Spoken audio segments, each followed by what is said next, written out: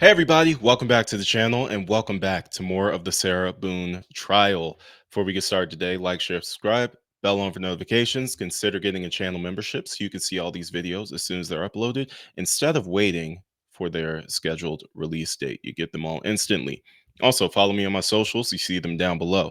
So, today we're going to get into the history between Sarah Boone and Jorge Torres, as we probably could have all assumed from the beginning of this trial, just from watching the interrogation. There's a history of domestic violence here. And Court TV was so nice to break it all down for us. So we're going to get into that today. Without further ado, let's do it. The problem is I fell asleep. I fell asleep. When did you do CPR? This morning when I found it. Before you called? Yes! It's 1 o'clock right now. I tried. I was awake, but I actually got out of the bed at like 12:30ish, whatever. So I came downstairs and I was like, oh, he's in the suitcase still. Now for what's trending in true crime. Sarah Boone has a brand new attorney. Her defense attorney has added co-counsel ahead of her upcoming trial. James Owens, who now represents Boone in her murder trial, is going to have some help. A notice of appearance says co-counsel was filed Tuesday for Tony Henderson, who will now serve as second chair in the case. This is him. He's a graduate of the Florida State College of Law. He's got over 25. Okay, so she did end up getting another attorney. Did she end up keeping this attorney, though? I guess we'll just remains to be seen. You guys kind of fill me in on what's going on here. Like, last time I checked, she was pro se. So what's going on? Years of experience practicing criminal law, trying over 250 jury trials. Our question this morning is the new addition to the team going to help or hurt Boone's case? Let's bring in our guests, criminal defense attorney and former prosecutor David Bruno and trial attorney and former prosecutor Randolph Rice. Okay, let's talk about this. We've got a new addition really at the 11th hour because trial is about to start in a couple of weeks. Randolph Rice, do you think this is going to help the team? Oh boy, this just, I mean, I can't tell you, and I'm sure David's had the same problem and issue in the past of dealing with clients like this who just are so difficult. And I bless Mr. Henderson for joining this team because this is a tough road to row. I mean, when you go through 8 attorneys and you're on your 9th one, it clearly is not the attorneys that's the problem. It seems to be the client that may be the problem. I commend him. He is brave for taking this on. Will it help? I don't know. The problem is he's only got a couple of weeks to prepare for this trial. Doesn't sound like the court's going to delay this any longer, which has been a tactic that she has been using, it seems like, to delay this, is just keep firing and hiring new lawyers to push this trial out farther and farther. So God bless him. He's got a long road here in front of him, and I hope he doesn't become, number 9 or 10 that goes away. So. Oh, I know, Randolph. Yeah, keeping track. Yeah, she's on. So I guess he makes 10. I guess if we're counting. Oh my gosh. So she does end up getting a 10th attorney here. Yeah. God bless his heart, because Lord have mercy. Okay, we're gonna move forward a bit in this video.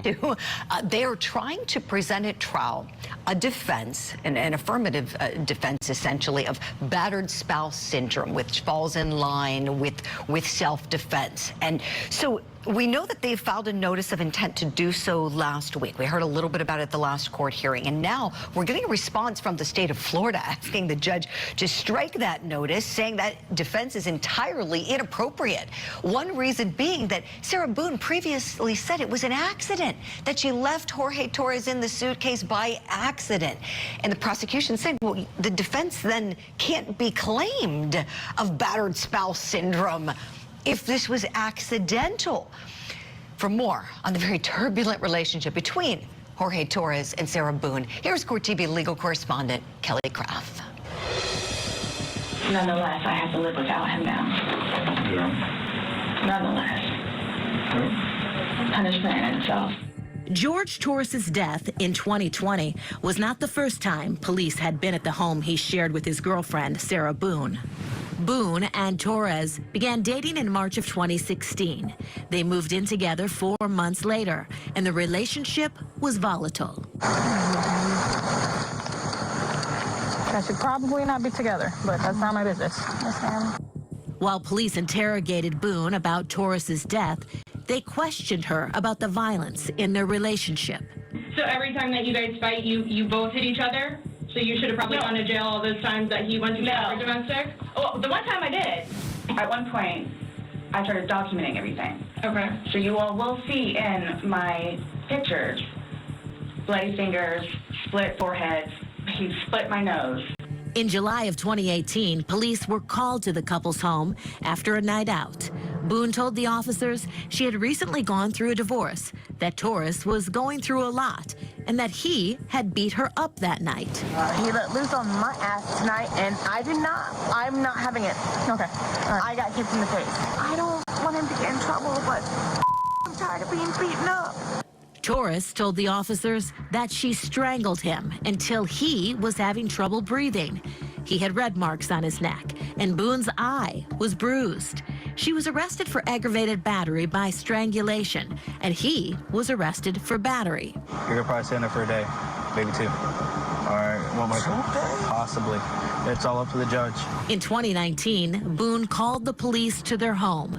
She claimed Torres had beaten her up again and that he had told her, "You are going to die."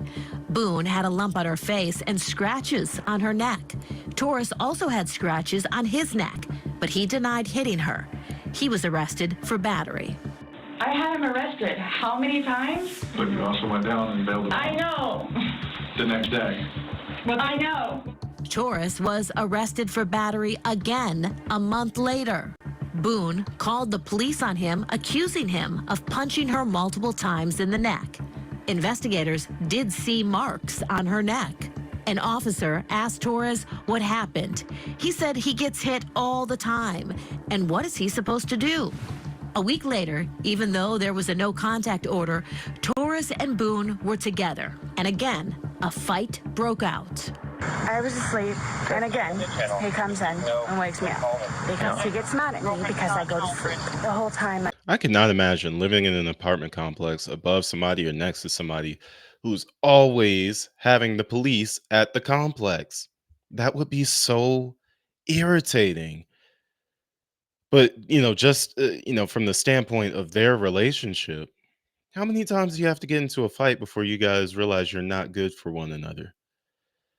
Like, I don't necessarily see either of them as a victim in their relationship. Like, you're both probably aggressors. Um, who knows? If Sarah didn't take him out first, maybe he would have been the one to take her out eventually. I have no idea. But you're looking at this case and you're saying, okay, this is a clear case of a toxic relationship. Why do people stay in these toxic relationships for so long? Like, you do realize you're not tied into this type of relationship. You can get out of it before it gets too bad. But then you get to the point where, like, there is no escaping it. Like, you're in too deep. And even then, I would say in their case, at least, just from their specific relationship, either one of them still could have left. Like, okay, yeah, Sarah, I don't know what family she had down there at the time, but like, you have an ex-husband who you share a child with. I'm sure if you're like, I have to get out of this relationship and I can't go back, he'd let you stay until you figure something out. According to Sarah, George had a bunch of family in the area. He could have left, figured something out. I don't know, but like, this ain't it. I'm being belittled. That's when I got punched in my ear. On the phone, you told me that you attacked him as well. I didn't attack him. You said you exchanged, you had a physical altercation on the phone. That's what you told me. I pulled him off of me. He said he has marks because I was fighting for my life. I was being honest with you. Police found Torres hiding in the bathroom. He told them Boone hit him often. He was arrested again for battery.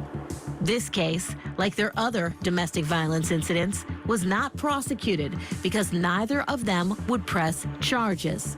Less than 6 months later, Torres was dead. I fell asleep and I woke up and he was dead in the suitcase, so I don't know what happened. Sarah Boone set to appear in court next week. So we're That is a tumultuous relationship, to say the least. And look, I just have to say this. Like, I'm not here to lecture anybody on their relationship or anything like that, but there should be no circumstance in which a couple is constantly being violent with one another. That's not love. I don't know what people grew up watching or seeing, but that's not love. That's not what relationships are supposed to look like. It's just not. If you find yourself in that situation, you either need to go to counseling or you need to leave the person entirely, because under no circumstance should a intimate romantic relationship be violent. That's not normal. It's not normal. For those who grew up seeing that in their household and maybe you thought it was normal, it's not. I'm here to tell you it's not normal. Leave. Find another option. And if you're the one being the aggressor, you need to figure yourself out before it's too late. Because one or two things are going to happen. Either you're going to get arrested and you're going to go to prison for a long time, or the person that you're beating on is going to have enough and you might end up like this. Like, I mean, again,